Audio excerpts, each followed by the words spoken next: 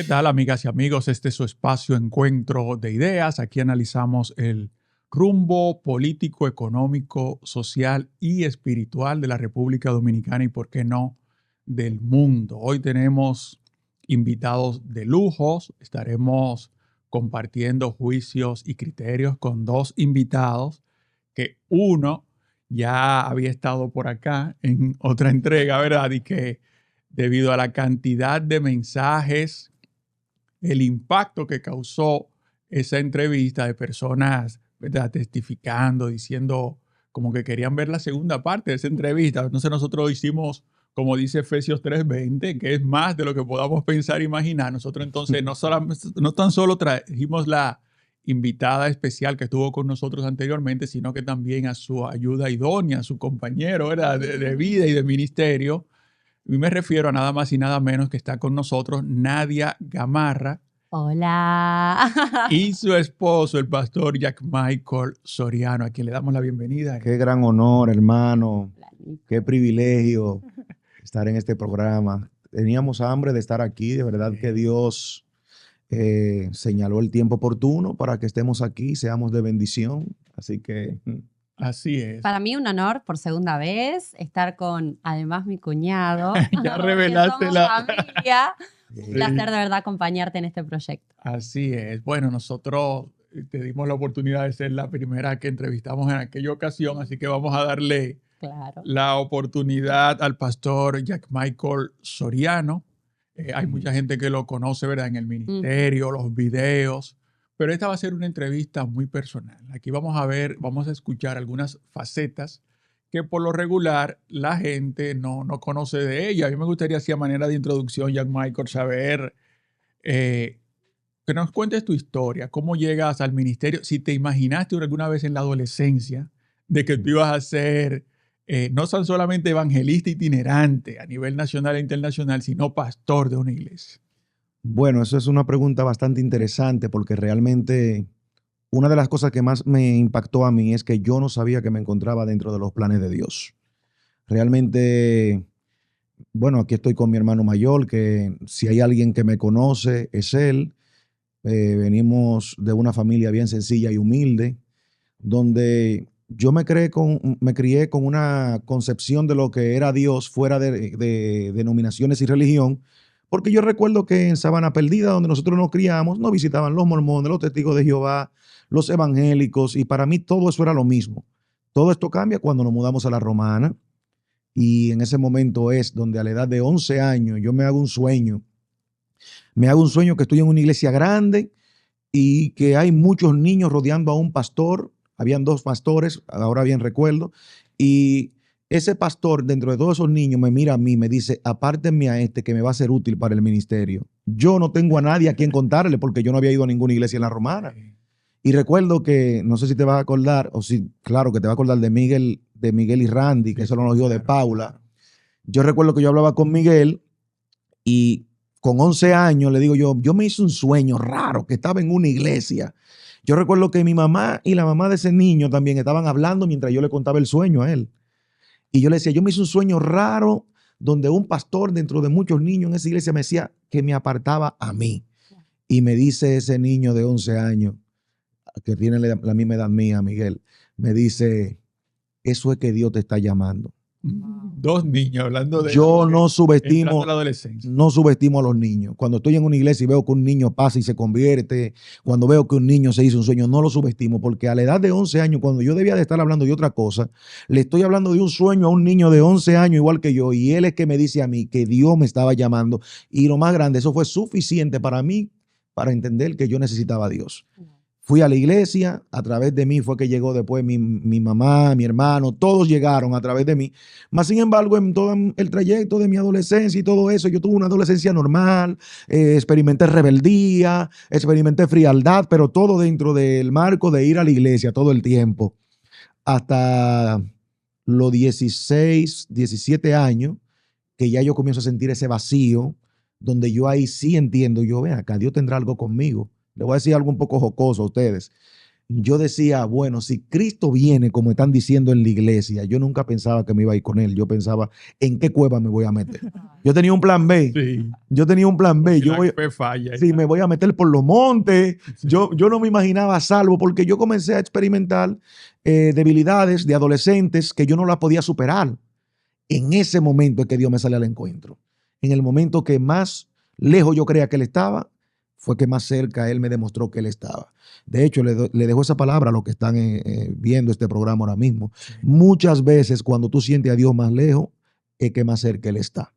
Él es un Dios que tiene planes que Él a veces no lo comparte. Yo decía en un video hoy, Dios mueve fichas. Dios sabe mover fichas sin consultarnos, que son a favor de nosotros y a beneficio de nosotros. Entonces, para concluir, ¿Cómo llegaste ahí yo creo que al ministerio llegué como un llamado divino prácticamente. Yo recuerdo que ese día yo venía de Sabana Perdida, tenía como algunos 18 años.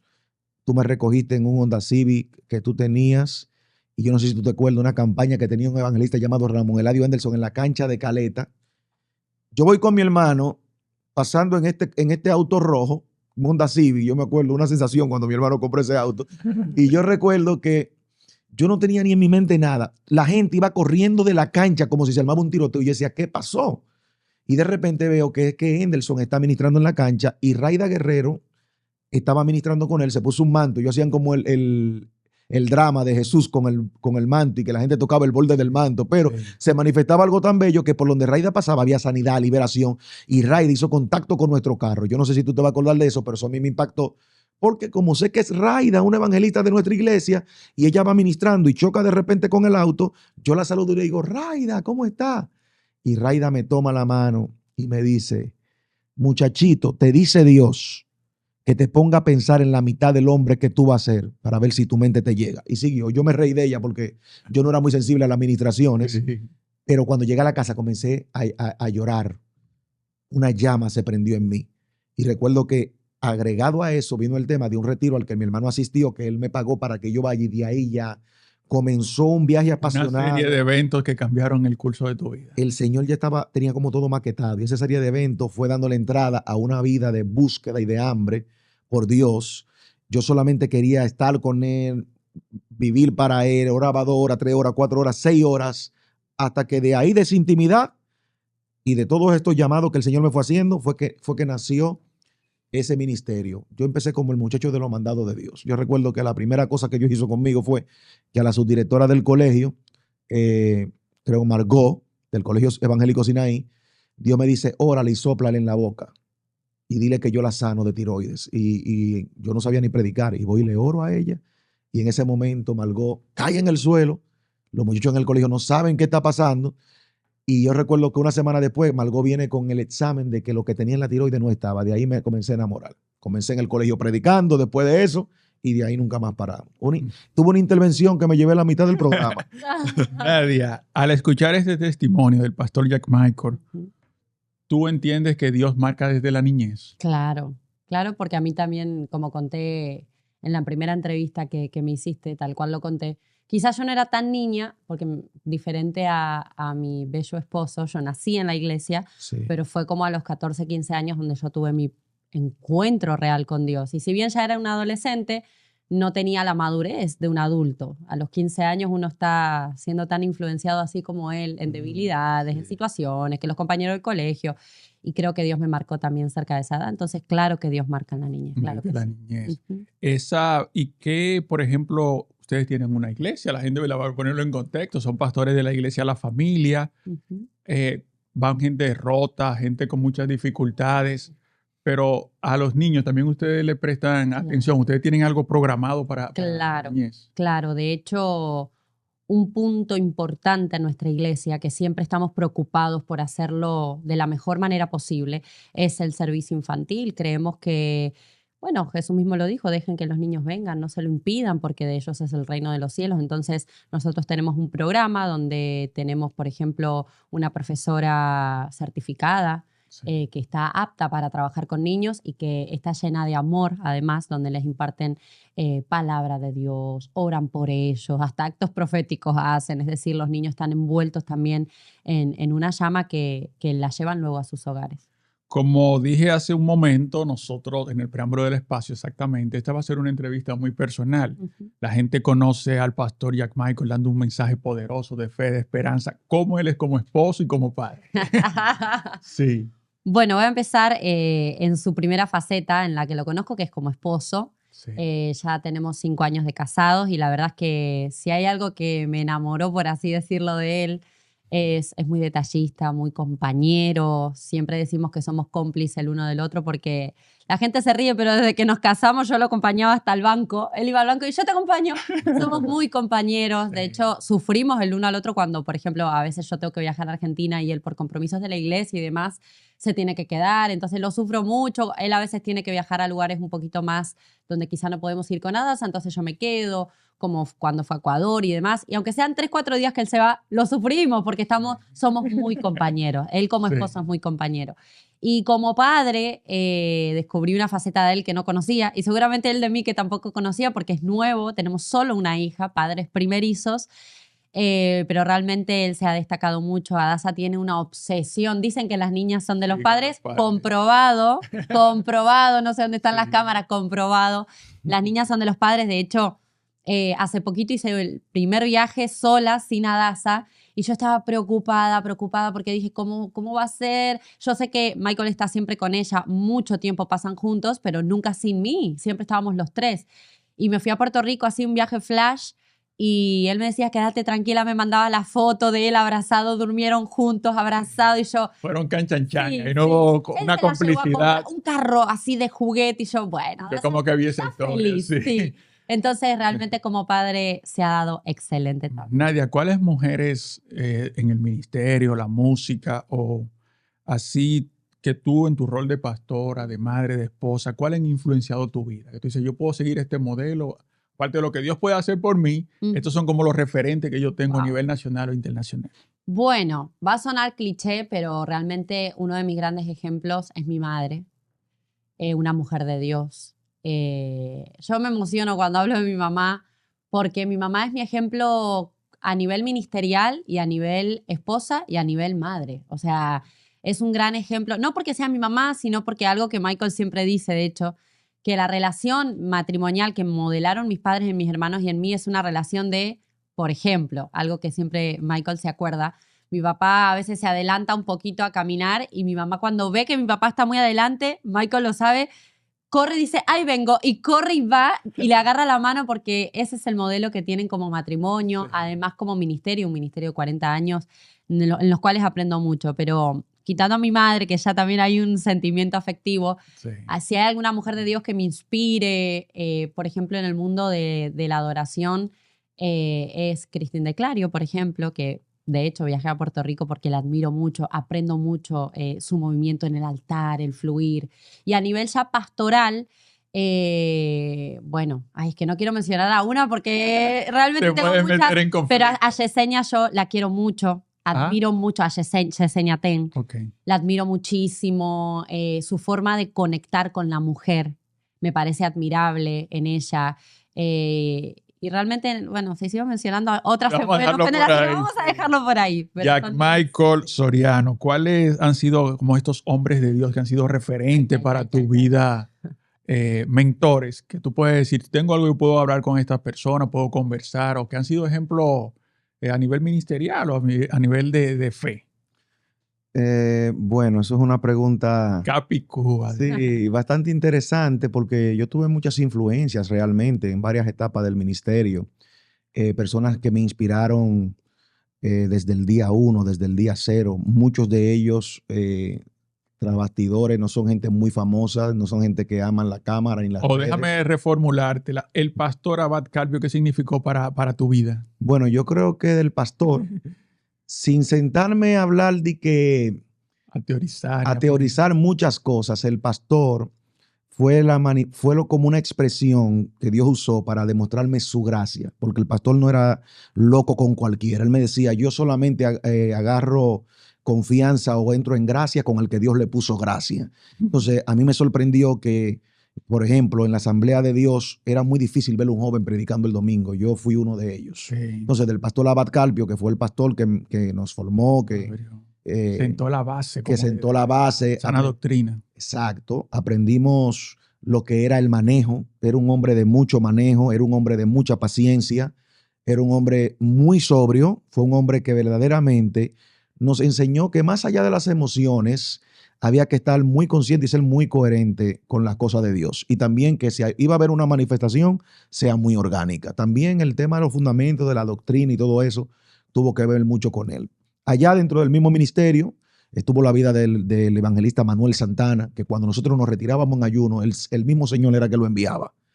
Y él se instalaba con nosotros a ayunar y a darnos directrices y a mostrarnos lo sobrenatural, porque de repente bajaba con un don de ciencia, de profecía, revelarnos cosas que solo nosotros sabíamos y nos mostraba esas dimensiones.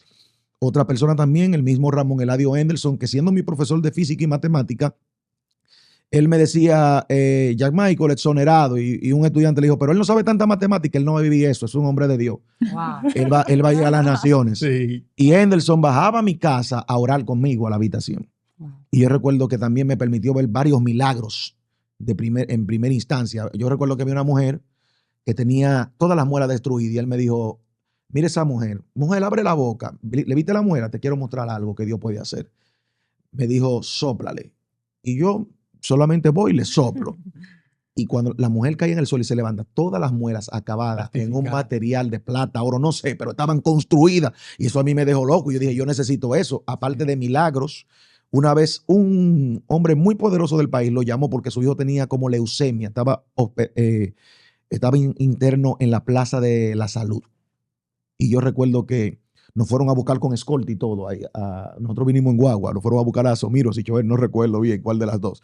Pero nos llevaron a orar por esa persona en ese hospital. Él pasó, me dijo, pasa.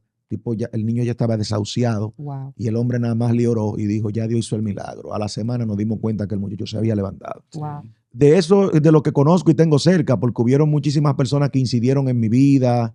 El Ministerio Hijo de Luz, que fue el primer ministerio que me llevó a predicar a misiones, que confió en mí, que me honraron y vieron algo en mí. Pero también hubieron ministerios como el ministerio del pastor Tommy Moya, el ministerio del pastor Tibi Joshua, Sí. el ministerio de muchísimos ministros, el mismo Juan Carlos Harrigan, que recuerdo la primera vez que fue a la Asamblea de Dios Central y fue tanta la unción que cayó en un culto de jóvenes de impacto, que cuando él se fue, 15 jóvenes nos quedamos durmiendo en la iglesia y amanecimos. O sea, esos son gente que inspiraron mi vida a buscar más de Dios y a enamorarme de lo sobrenatural. A mí van a tener que hacerme un poco solo porque de una pregunta yo te hago un programa. Sí. No, y es interesante así como fluye recordando, ¿verdad? Esas vivencias, los inicios. Es que apasiona, la apasiona Sí, tanto. no, es que son los inicios, porque a veces la gente dice, ven acá, pero yo lo veo allá arriba, pero ¿cuál fue todo ese proceso para iniciar? Y una forma de que puede motivar también a otros jóvenes a que busquen y puedan, ¿verdad?, llegar a hacer lo que ya ustedes han hecho. Nadia, vamos a nosotros, sabemos que ustedes están establecidos, tú nos hiciste en tu primera participación en este espacio, cómo surge la iglesia, La Familia, y fue una historia bastante que nos llamó poderosamente la atención.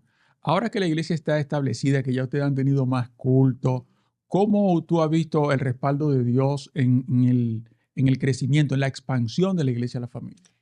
Bueno, realmente de aquella primera entrevista, que creo que fue hace un año, Sí, ¿verdad? Sí, fue como en abril. La iglesia sí. tenía un añito, recién caminaba, y es increíble cómo de ese caminar hoy la iglesia corre, vuela, por así decirlo. En otro año que pasó, realmente hemos crecido mucho. La iglesia no solo ha ampliado sus cultos, porque cuando vine aquella vez teníamos solo culto los jueves, ahora ya estamos los domingos en la tarde también. Los martes tenemos un estudio bíblico con un nivel académico impresionante. Pero también, no solo, como te digo, no solo ha crecido a nivel de más cultos, sino que estamos haciendo una labor social muy importante. Hemos sumado esta área, ¿no?, que creemos que es muy importante. Hemos ido a las cárceles, asilos de ancianos. Hay un movimiento también de mujeres. De aquella vez que vine no habíamos hecho, creo, alguna actividad de mujeres. Ahora ya hemos hecho 3, 4, 5 y estamos abarcando a la mujer que necesita ese consuelo, ¿no?, a nivel emocional, a nivel mental, que el hombre quizá el hombre es más distinto, la mujer es muy emocional, entonces queremos cubrir esa área, que la iglesia cubra el área emocional también en la mujer, el área de salud mental. Entonces hemos tenido varios paneles con las mujeres, como te digo, el área de los niños, hemos hecho vigilias, nos hemos lanzado en una locura en hacer otro tipo de actividades. Entonces, en este último año de aquella primera entrevista a hoy, puedo decir que hemos crecido a gran escala y que la iglesia ya no gatea, sino que camina. Sí, y ustedes se han preocupado porque la iglesia mantenga como ese mensaje cristocéntrico, Claro. que se conozca como por esa necesidad de la gente de lo espiritual. Claro que sí. ¿O ustedes están de acuerdo o no comparten algunos estilos como de querer llenar la iglesia como con show, escenario, como para atraer a las personas, o que sea el Espíritu Santo que los... No, siempre nuestro centro ha sido que sea una iglesia basada en el poder de la Trinidad, ¿no? Dios Padre, Hijo y el mover del Espíritu Santo. Si bien uno tiene claramente un programa, jamás nuestros programas pueden limitar el poder de Dios.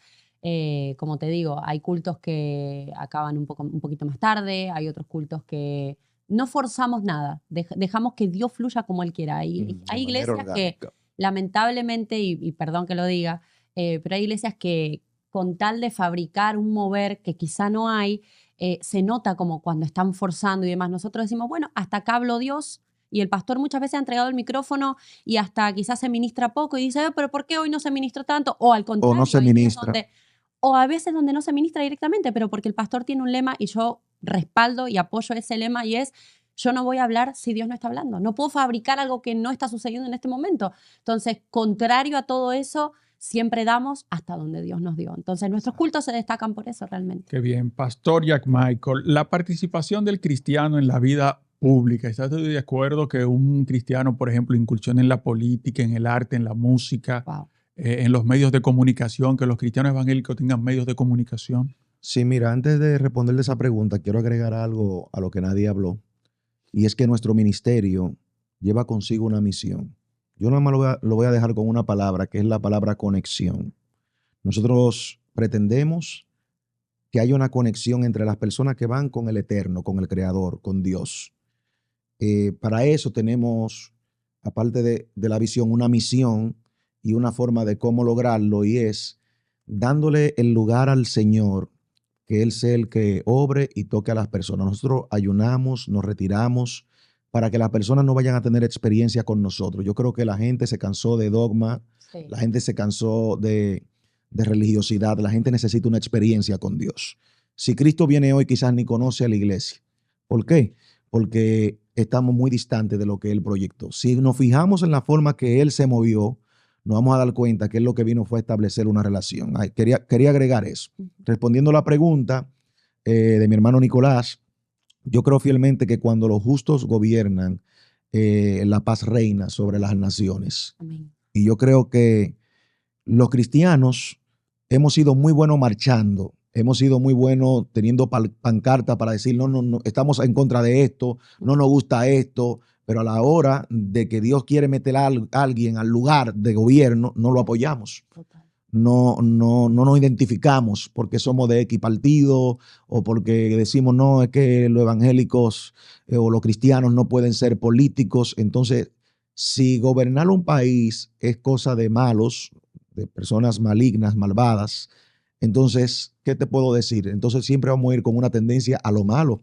Pero si nosotros abrimos un break para que personas con principios, personas que están buscando de Dios, que tienen a Dios, que tienen su vida fundamentada en Dios, si hacemos que esa gente lleguen ahí, yo estoy seguro que cosas buenas van a pasar. Hay cosas que son, ¿qué te digo?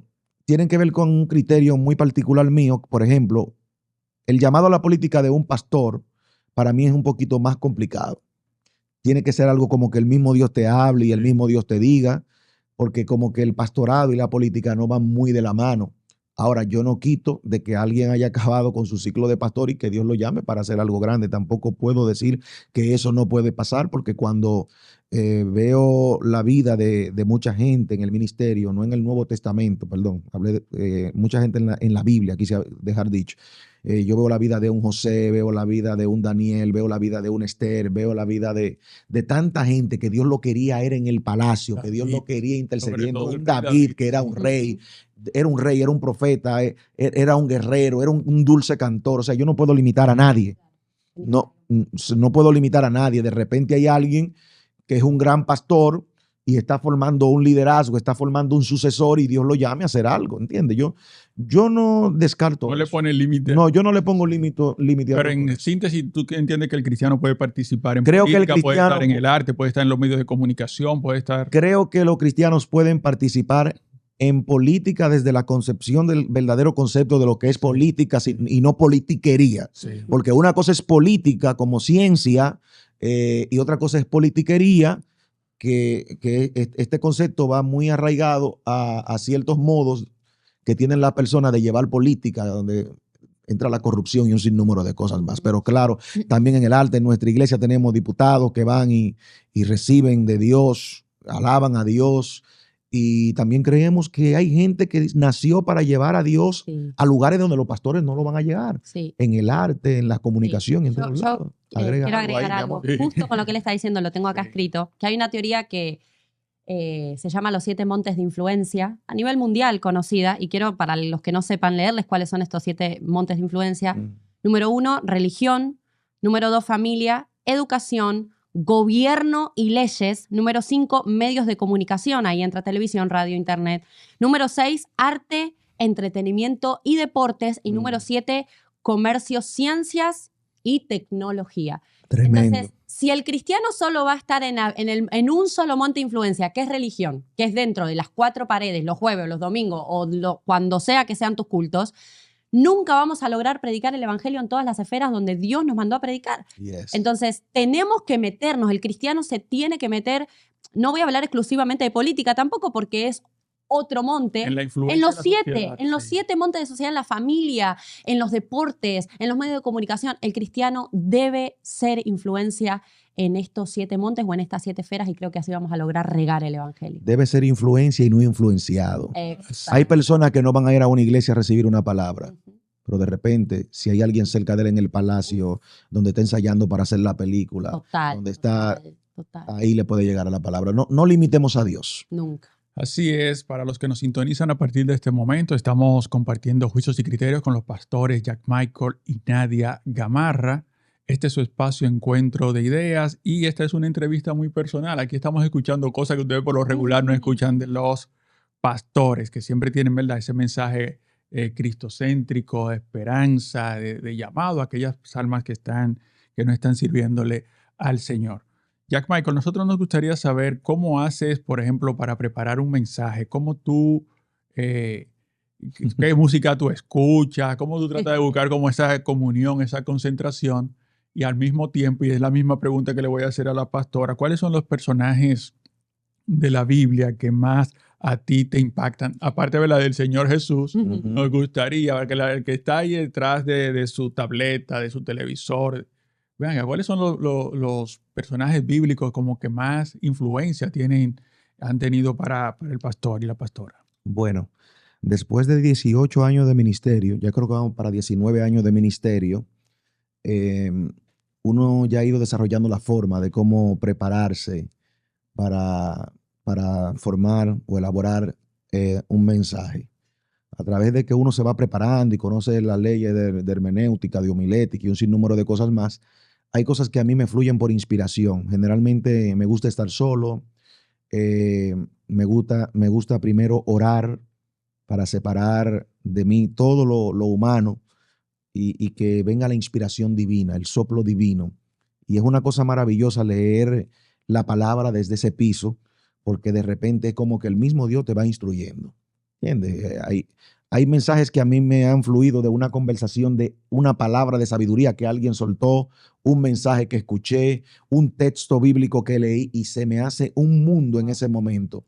Y tengo que trancarme a meditar y a recibir instrucciones de Dios. Entonces ahí lo que sigue es, claramente está, toda inspiración tiene que ser filtrada por la palabra de Dios. Siempre el Señor te va a llevar a la palabra para que tú de forma alegórica pueda sacar mensajes o de forma tangible y textual sacar mensajes de ese lugar. Entonces, nada, yo tengo ahora, he desarrollado, no entró una llamada, no me preocupe. En vivo. Estoy en vivo, pero escuche esto, porque después de mucho tiempo de preparar bosquejos con mensajes temáticos, textuales, hay algo que me ha ayudado mucho y es que cuando Dios me da una historia o un versículo X para desglosar, yo inmediatamente trato de analizar el contexto en el cual se dijeron las cosas, trato de traer la revelación del logo o como dicen los que estudiaron teología del rema,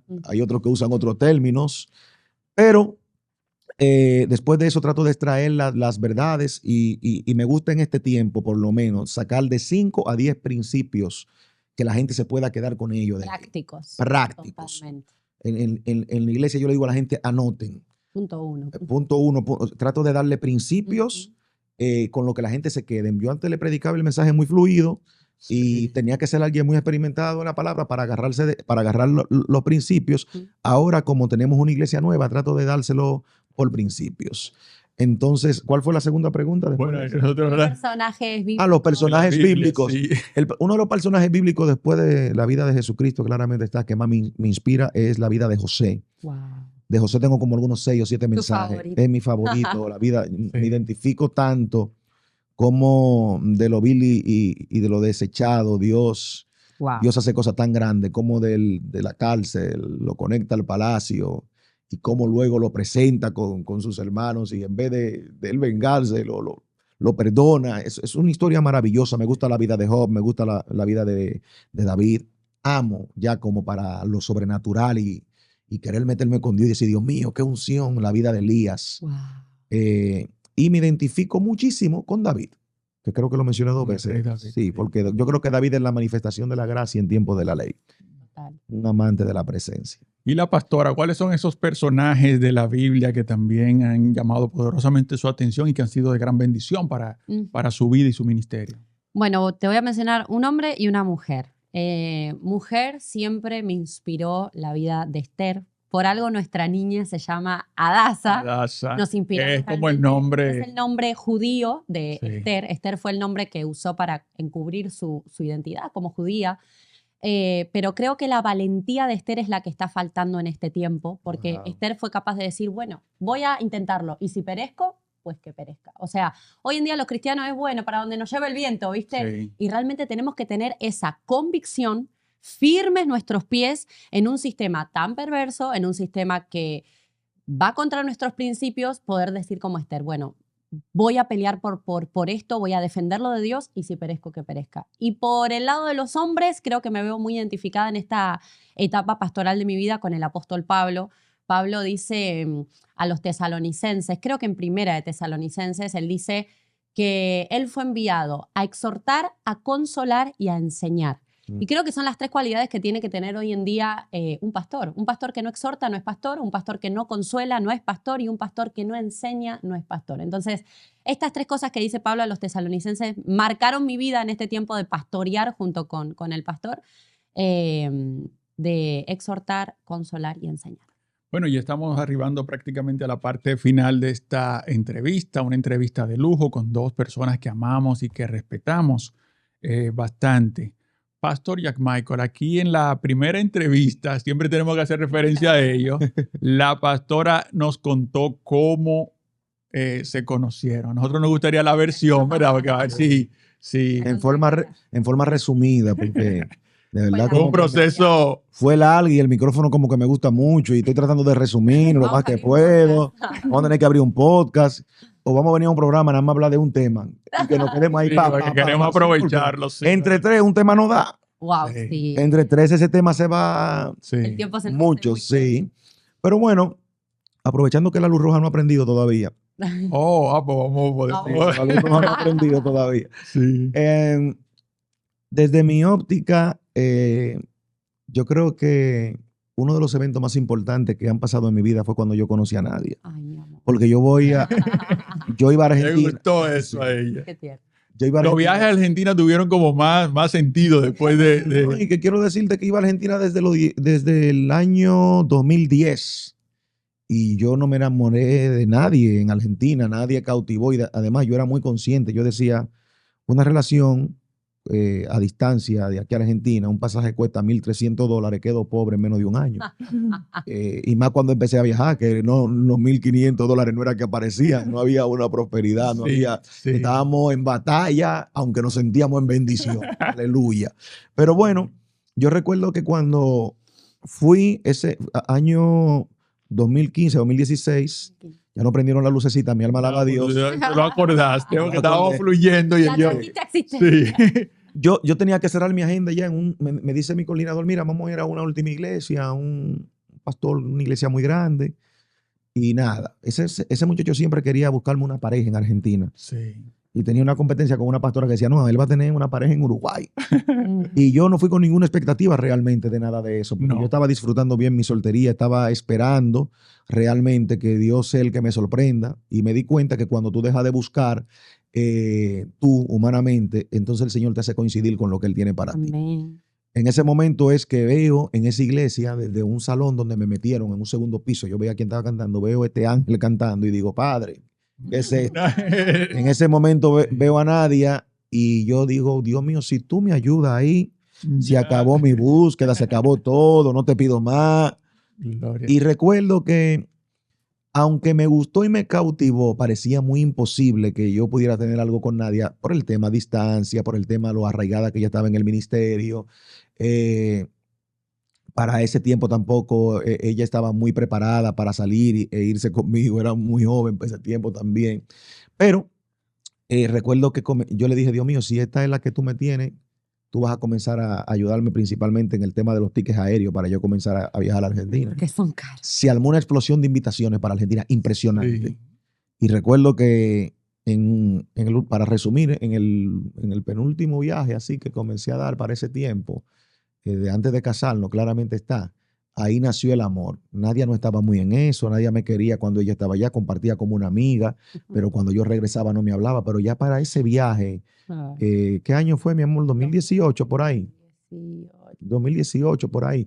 El amor nació y enfrentamos varios retos. Uno de los 2017, bueno, 2018 yo ya vine acá a Dominicana. Ah, ok, 2017. Uno de los retos más grandes fue que sus papás estuvieron muy de acuerdo con nuestra unión. Claramente fueron un apoyo impresionante, pero el tema era ¿dónde vamos a vivir? Sí. El tema ¿dónde vamos a vivir? Fue un reto fuerte porque para sus padres, ahora que yo tengo a Daza, yo tengo que honrar a los padres de Nadia, porque para yo soltarle a mi hija a un morenito que venga de un lado raro. Una isla. ¿Cuántos kilómetros de distancia? Que tu hija tiene una situación y tú al otro día tú estás, ¿verdad? En la esquina. Sí, tal. Nadia sufría mucho porque sus padres no estaban en el plan de dejarla ir. Yo nunca lo vi como una batalla. Yo sin tener hija lo entendí que era su hija más pequeña, que de una u otra forma iba a ser difícil, pero yo le dije una palabra: yo no lo voy a hacer por encima de usted, no me voy a casar con ella por encima de usted. Si esto es de Dios, Dios se te va a revelar. Cuando le dije eso, Dios se te va a revelar, vamos a orar para acortarle el testimonio. Bueno, ella está aquí. El hombre fue que me la trajo, me le pagó el ticket, nos casó, nos dio una ofrenda. Todo. Créanle a Dios, señores, Dios no une simplemente cara bonita, aunque usted vea a Nadia muy hermosa. Sí. Y a mí, que no soy muy feo tampoco. Déjenme decirle algo, Dios no une cara bonita, Dios une destinos proféticos compatibles. Entonces, yo estoy seguro que a ti que estés escuchando, el Señor te tiene a alguien que te va a complementar y esa persona quizás está muy cerquita, pero quizás no está tan cerca. Y Dios la va a traer a ti para que puedan llegar a la asignación que tienen. Nadia, 30 segundos, ya no hay tiempo para más. Nos gustaría que tú, algunas personas que siente un llamado al ministerio y no sabe, ven acá, pero yo estoy muy joven para dedicarme al tiempo completo a un ministerio.